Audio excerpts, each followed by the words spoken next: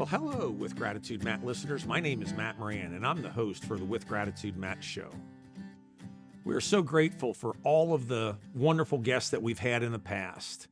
The primary purpose of our show is to inspire our listeners to have the courage to practice gratitude, regardless of how powerful the storm is. Our guests have typically had three different characteristics, one of which is they've had a powerful storm that they'd have to work through. Secondly, they really want to help other people. And third thing is they've leaned into their faith while they've been in the storm that they've overcome. Today's guest possesses all three of those characteristics in a very profound way. I am very grateful to introduce you to today's guest, Michael Merrgian. On October the 7th of 2018, his life permanently changed. He was struck by a car that was going 50 miles an hour and nearly lost his life. That said, he did lose a leg. He is in the process of finalizing a book that'll tell more details around the story that he lived through. We will hear more of that story directly from Michael today. I was introduced to Michael by our mutual friend, Todd frickin' Durkin. You may recall that we had Todd on episode number 25. Michael looked to his strong family for support during this process. He has a brother and two sisters. Kevin, Carrie, and Michelle truly showed their support for Michael when he was in most need of their support. Michael, I'm so grateful to have you on today's show and great to connect. Thank you, Matt. Glad to be here. Absolutely, absolutely. Well, I mentioned earlier that on October the 7th of 2018, your life changed. But before we get there, Michael, I thought it would be interesting. We touched on your family support and your brother and your two sisters. And I'd love to hear maybe from your perspective what your relationship was like prior to that event, and maybe even how it's grown since that event. Well, prior to the event, it has always been very strong, and the reason being just a close-knit Catholic family, went to church all the time as a family, but where we were always in each other's lives, always supported in everything that we did. A lot with the sports, we'd show up at each other's sporting events and things. But where we even became stronger was when my mom was diagnosed with stage 4 cancer. She had dementia. My one sister, Carrie, was unbelievable taking care of her in Santa Barbara. And we just all had to come together to help out. And we all did as much as we could to help my sister.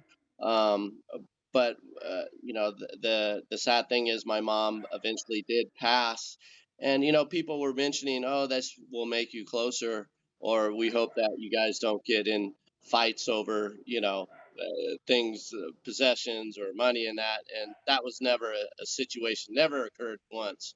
We were so close, and we were just so supportive of one another, and we're there for my mom and for each other at that very difficult time. So I mean, I have the best, everyone says that, the best brother and sisters ever, but I truly do. Always been there for me. Grew up the youngest, and so they always had their eye out for me, and they always kept me in check, And like I said, I feel so bad because of that. The night of the accident, none of them knew what was going on. They get a call from the hospital, and they just they got a hold of my brother and just said, you need to get out here fast.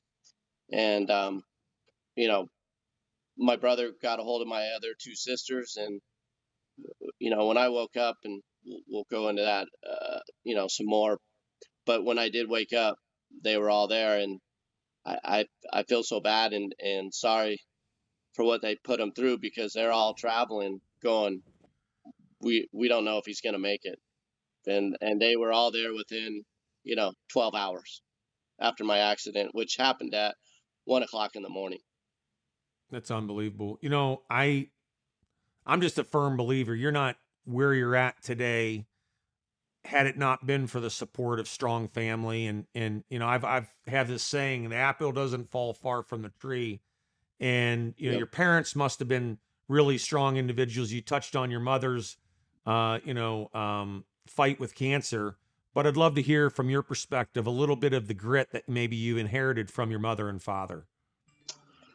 Well, just both of them such fighters. And what happened with me at 12 years old is my dad died right in front of me.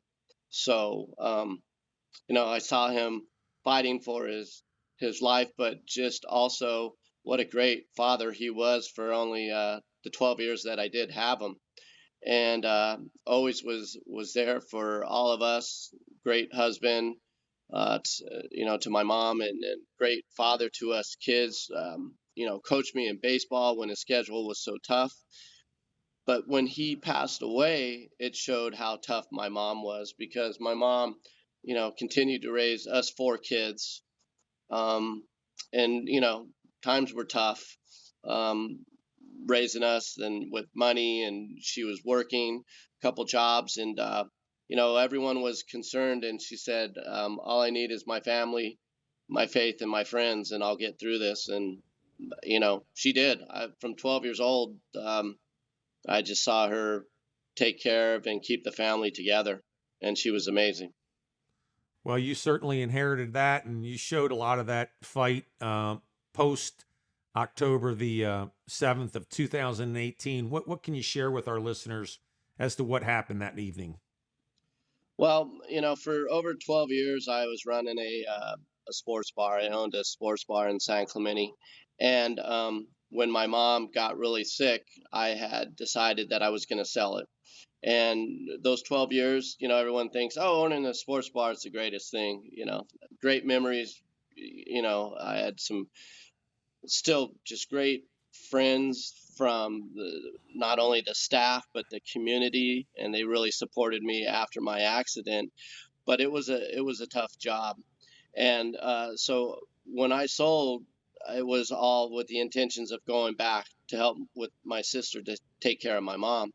Well, um, there's a saying, you make plans and God laughs at them. So, and that's what it was. I was all focused. Oh, I'm moving back to Santa Barbara. You know, reunite with, of course, my two sisters up there. Some good friends, and unfortunately, my mom had passed away. So when I after that, I was like, God, I'm gonna live life. I'm gonna travel and even spend more time with family, and a lot of friends I had stayed in touch with, but I just hadn't met up with. And so I decided, going out to Palm Desert to hang out with some friends. And what we ended up doing, we had a lot of fun at the pool, and then we decided, hey, let's go down to this bar.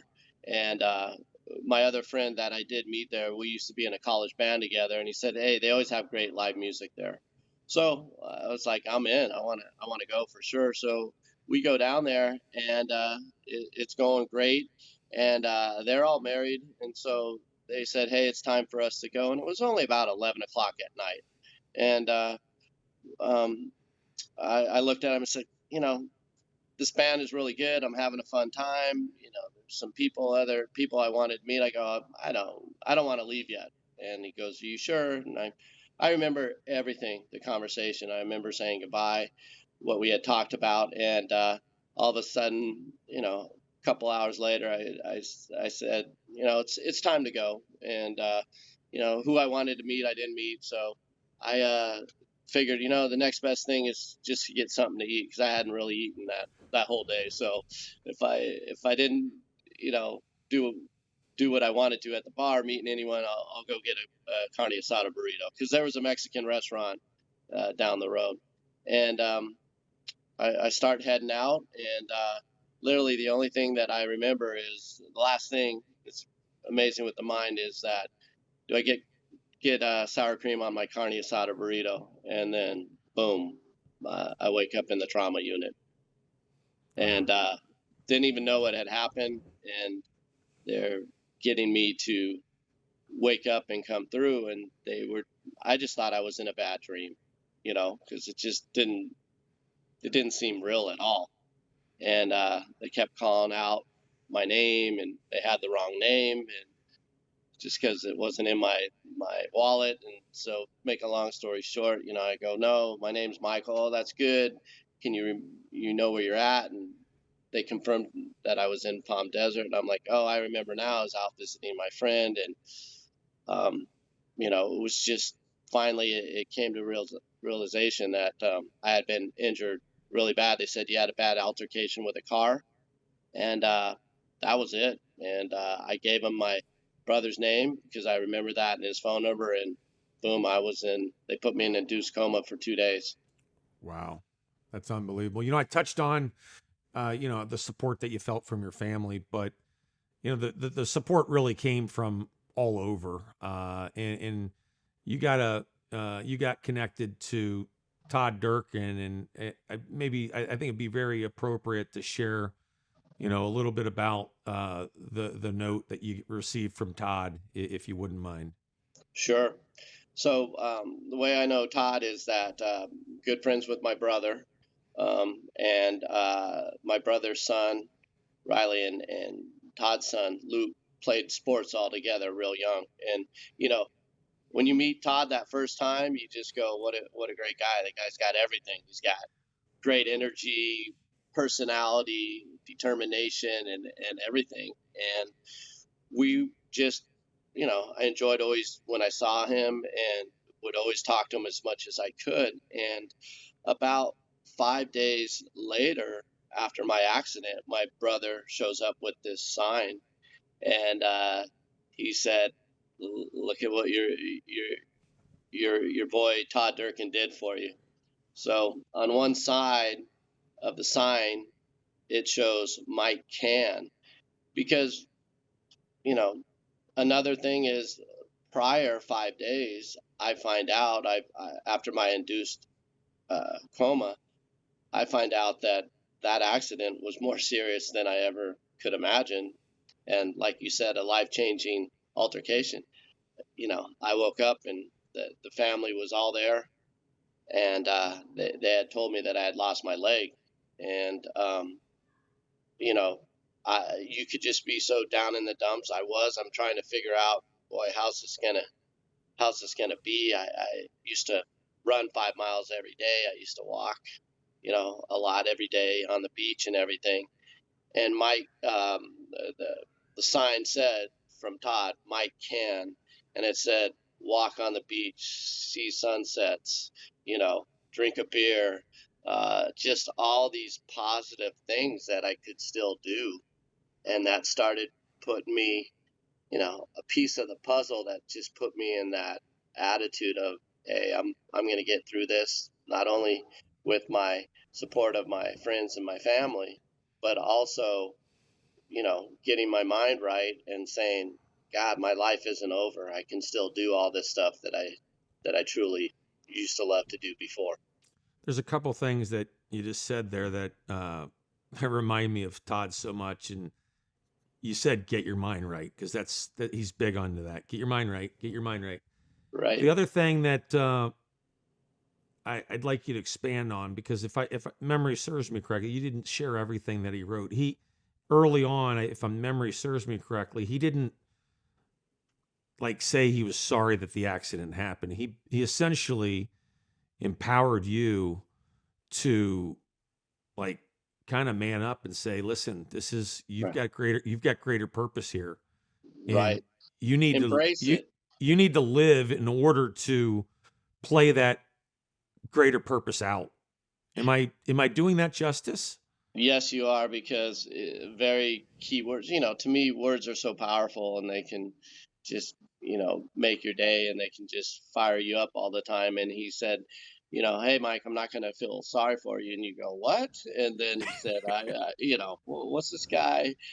What angle? And he says, you need to embrace what's going on. And the big words are, I am able to do this. And that's was the main focus of it, to just be, wake up positive, and wake up with the positive statements of, I am able to do this, I am to do that. And that was the thing that when I was in the hospital, it was so true. I read that sign every day, and I was gonna, and that's what I was saying. I'm gonna get out of this bed. I'm gonna learn to walk again on a prosthetic. I'm gonna, you know, I'm able to enjoy life and do as much as I can still. So it was just so, I mean, I have the words over here if you want me to read some, but that was the big part of it is embrace it. This is your life now. Get your mind right, and, you're going to get through this with the support and love of everybody around you. That's beautiful. That is so beautiful. You know, on the front end of this, I touched on the three characteristics that I know you have, and one of which is strong faith. But it wasn't always that way for you, Mike. Maybe I think it'd be interesting for our listeners to hear, how you turned back to really experience the full love that our Heavenly Father has for you, and how you lean into that today. But how did you find your way back to the strong faith that you have today? Well, as I mentioned earlier, and why I was not close to God for over 40 years was when I was 12. My dad died right in front of me, and I was like, "How was this possible?" I'm only 12, and my dad was my coach, and he was, my idol, and I looked up to him so much. And to me, he was taken away, and I remember that the priest at my dad's, celebration of life, and he said, "Michael, this is God's destiny for your dad, and this was always how it was supposed to be, and how, you know, this is how it was to go." And I looked at him and I said, "What a bunch of BS!" I just I couldn't accept it, because as a again, I'm 12 years old, and and I held it against God, and I said, "Man, there is no God there," and I'm very bitter, and I was very angry, and I was very mad. And my mom was very religious and kept trying to say, "You got to get back into God." Well, I didn't until she started getting sick, and we were praying. But I remember was when her funeral, um, how things all came together, and it was just definitely God's power of how He worked His magic. And you know, um, when my mom wanted to be buried at her funeral at the church, and she wanted a certain priest. Well, that priest was the same one that did my dad's ceremony 40 years prior as a young priest, and he was in LA, and it was like he only had one day that he could do it. And of course it was on a Saturday, and we called the church, and they were like jam packed. They had a wedding and this and that, and so I always like to talk to people in person. I went over and talked to the priest, and I said, "Come on, it's for my mom." He's like, "We'll make it happen." And so I started saying, "God, I believe in signs," and I started seeing the signs come together. And when I walked into that church, and everybody, our family friends and my friends that I've known that knew my mom were there. Um, I just said, "Why am I fighting this anymore?" He made this happen. And I really feel because I did make peace with him at that time, he allowed me to stay around for a little bit longer after my accident. So it was a big moment for me at that time. He certainly has, and he's got a lot more in store for you ahead of you. I know. You know, Thank I, you. I I touched on, we touched on the fact that your family's Irish Catholic. One of the great things, the same in my family too, and we've got that really dry sense of humor.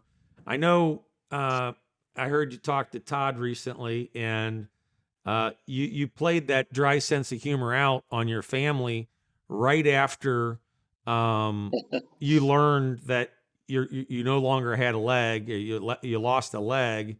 Maybe share with our listeners how you kind of like made their jaws drop with your sense of humor. Yeah, I mean, you later find out, after talking, the what had happened, but I was in induced coma for 2 days, and when I came out, of the coma, the doctors were like, you you want us to tell him about his leg? Because before they put me under, when in the traumatic unit, I was saying, they explained that had a bad altercation with the car, and I might lose my leg, and I'm like, I can't lose my leg. I go, I run every day, as I said. I walk 5 miles. I just can't imagine. I go, just do anything to save my leg. And they said, we're going to try, but then I said, before they put me out, I said, in Deuce Coma, I said, all I want to do is see my family one last time. So when I came through, they're saying, when should do you want us to tell him about his leg, or do you, as a family, want to tell him? And my family said, well, we got this. We'll tell him. So I wake up, and it was a couple hours. They were smart enough not to do it right away, but I'm coming through, and they're telling me that how much they love me, and they're so glad I'm still alive, and the technology with prosthetics is great. No, they didn't say that, but they would take that back. But they were just saying that all the friends and family were there. But then about an hour or two later, they said, we got to let you know that this accident was really bad. We're glad you're still here, but unfortunately, you did lose your leg. And when you first hear that, what do you respond? How do you respond? And I look around, and all of them were just, they were afraid to what I was going to do, what I was going to come back with. And so it just came to me, and I don't know why, but I said, well, guys, I guess my new favorite restaurant is IHOP, and that I'm going to start going to with all of you. And they started laughing, and it just broke the ice. And then they just knew that I was back. That's just always been our, again, growing up, we always loved to make each other laugh. That was another big part of, our growing up together and joking around and playing tricks on one another. And then that's when they said, well, we're glad that you have a good attitude, and these prosthetic legs are amazing now. And just fell into it. And as Todd said, embrace it. And I embraced it, that was my life from now on, that I was going to have to deal with it. And I was okay with it because I got to that, see him again. I wish I could have seen their faces when you said that. That's amazing. So Yeah. have you, so it's been, since 2018 now. How has humor played a role in the, call it, healing process for you?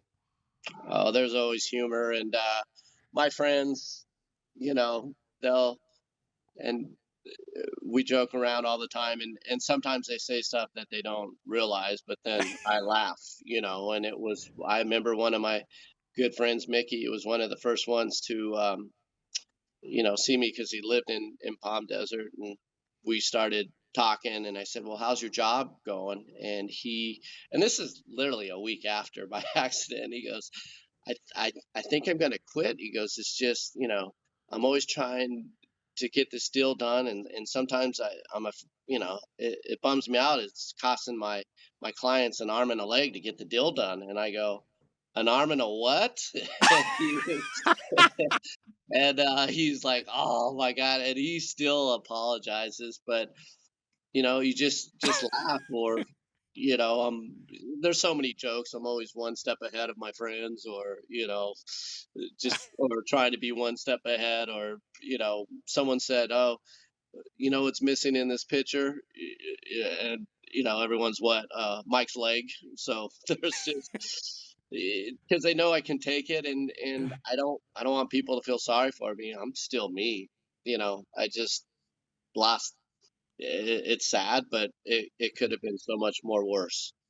That's so awesome. I've said this for a long time. Sometimes, the difference between laughing and crying sometimes is so fine that I'd much rather laugh than cry. So I Uh, love, I, I love I agree.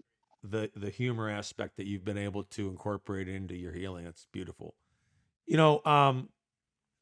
I've often, I talk about, how important it is to pay attention to how you're feeding your mind, body, and soul. And feeding your body is, from my perspective, that's what you put into your body, how you're eating, but also how you're physically, treating your body, training, so on and so forth. And you touched on how you used to run quite a bit. Yep. How are you incorporating physical fitness into your daily life today, and what's that look like? Well, I was fortunate enough, and I got uh, a therapy pool in my backyard, so I've gotten to swim. So I swim every other day.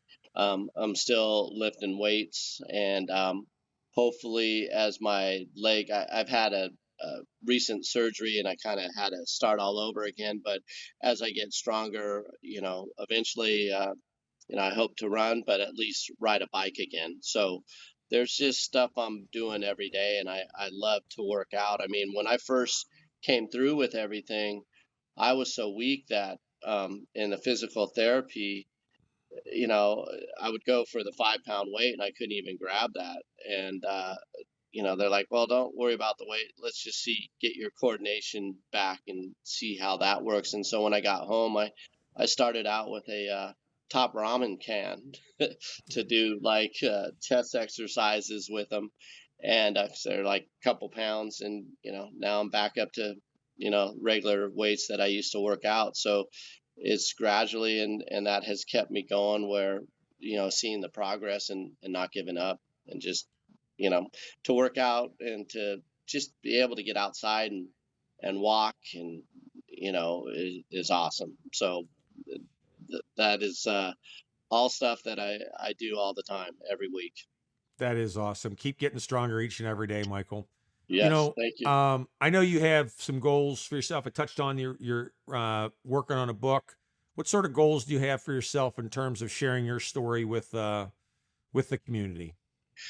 Well, the main thing is that it is such a traumatic thing, and when I was in the traumatic unit, and like you said, there's some people that go down that rabbit hole, and it's like I'm just there to talk and help, and to that I've been through it, and your life does go on. And even if it's not as bad as losing your leg, everyone has something that is troubling them.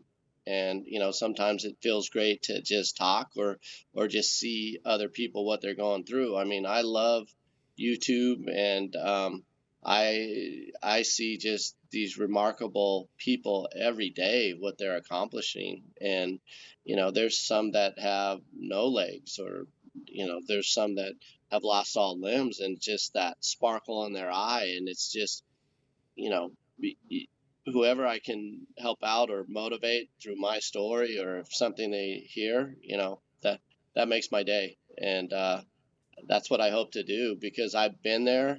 And I'm, you know, I'm grateful and so lucky I have so many great friends, and of course my strong family.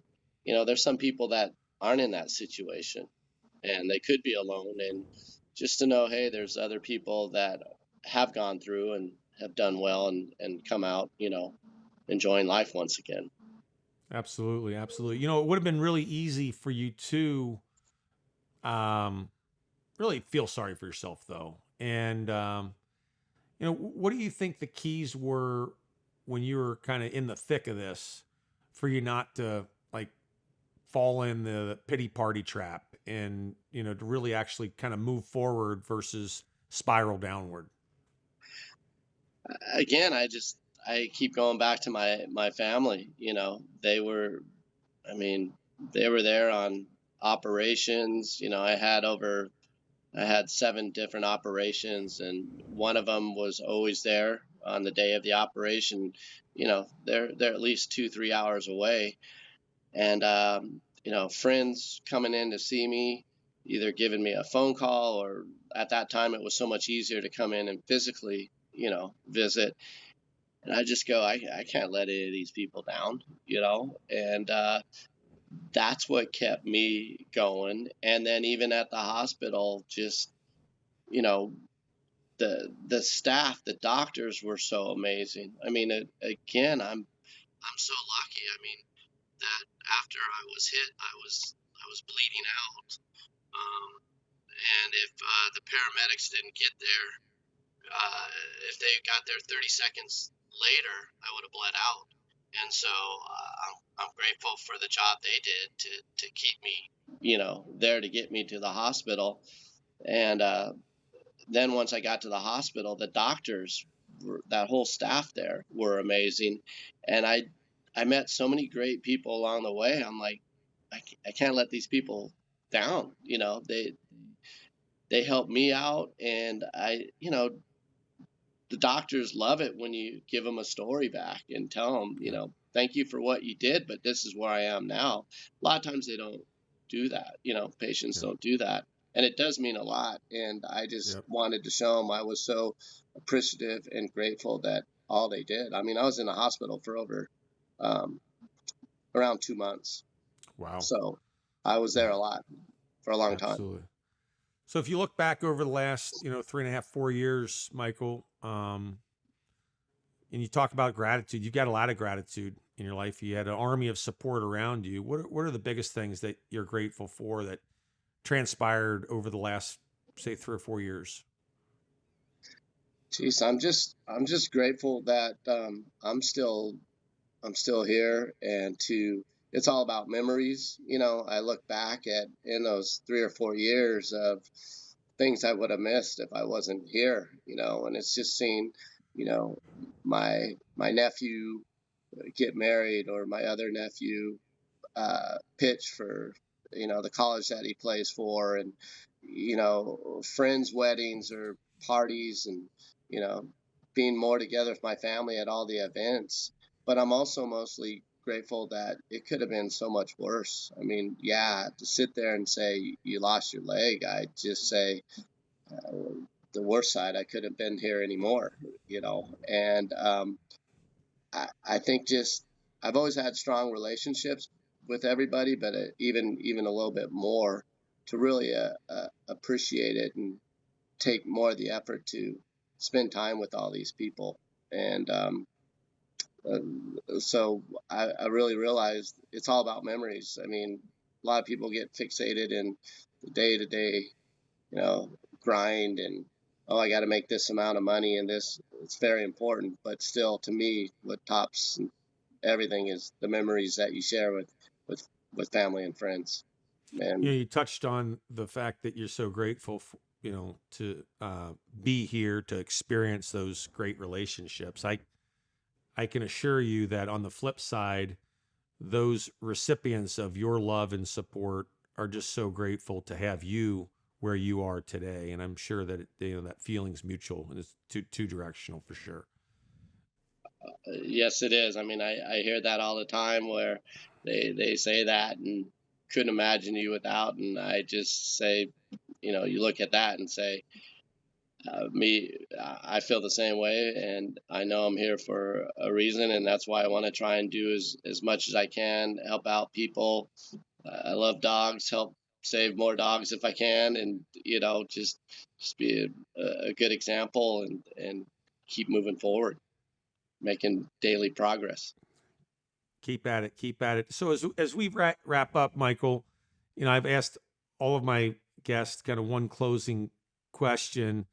I'm going to ask yours in a little bit different manner. I mean, the obstacle and the hurdle that you've had to face is like it's right in front of you. You had this accident that happened in October of 18. That being said, is there anything that has transpired after that potentially wouldn't have happened had it not been for the accident? That maybe you can even say, for that, like, I'm grateful that I was able to experience X. And if you can find something like that, I'd love to hear your Yeah. perspective on that. A friend of mine sent a quote to me after my accident, and it's something I have it up in my house, and it's I love quotes, and it's a quote that says, "You never know how strong you are until strong is your only choice." And for me, before my accident, I would look at some people and go, "God, how do they deal with it? How in a wheelchair and they're happy and this and that." For me, it just showed me for myself how strong I was, and I had to become, because that was my only choice.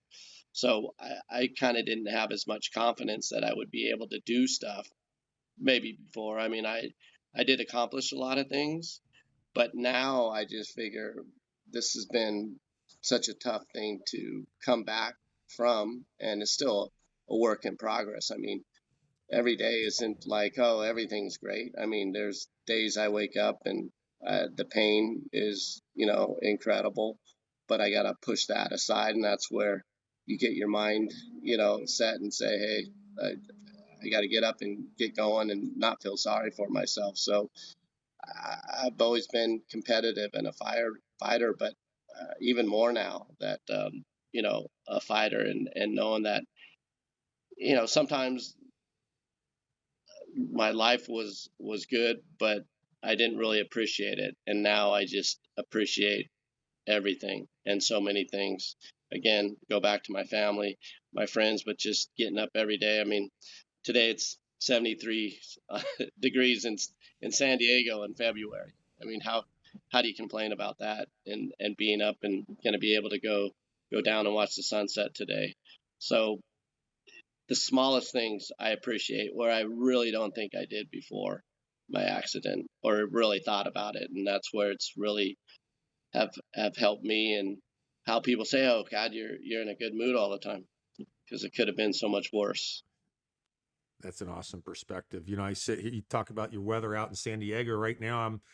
I'm trying to figure out how I can find gratitude towards the 17 degrees and the 2 feet of snow that we have outside. Help me out there, Mike. Help me out. Couldn't even imagine. Sorry, didn't mean to rub that in right there. No. Listen, Michael, such a great honor to have you on today's show. And thank you. I really believe that your inspiration towards others is just getting started. And I look forward to following that track. Keep getting stronger each and every day, and keep leaning into the strong faith that you now have as a result of your mother and her commitment to that. I really believe in that. The Merrigans are Irish tough, and keep showing that resilience. And I know that you're going to inspire a lot more. So it's just great to have you on today's show, Michael. I think about 3 things each and every day as I fight through the storms that I'm dealt with each and every day. And the one is pretty obvious, and that's to find the courage to be grateful, regardless of how powerful the storm is. Right. Secondly, I think it's really important to just be truly present to those you're with. We each have gifts, God-given gifts that we can share with others, but if we're not present, we can't fully experience those. And lastly, pay attention to how you're feeding your mind, body, and soul. Today's guest, again, is my new friend, Michael Merrgian. If today's show inspired you in some way, shape, or form, subscribe to the show. More importantly, share it with others and comment on it. Remember, our goal with the With Gratitude Matt show is to inspire our listeners to embrace gratitude regardless of how powerful the storm is. With Gratitude Matt listeners, until next time, Godspeed, my friends.